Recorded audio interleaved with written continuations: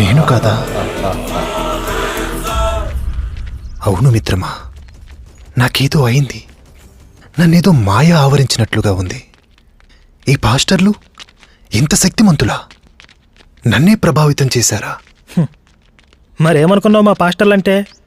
ఇంకో 2 రోజులు నువ్వు ఇక్కడే ఉన్నావంటే నిన్ను కూడా మతమార్పిడి చేసి నీ దగ్గర దశమభాగం వసూలు చేసేస్తారు.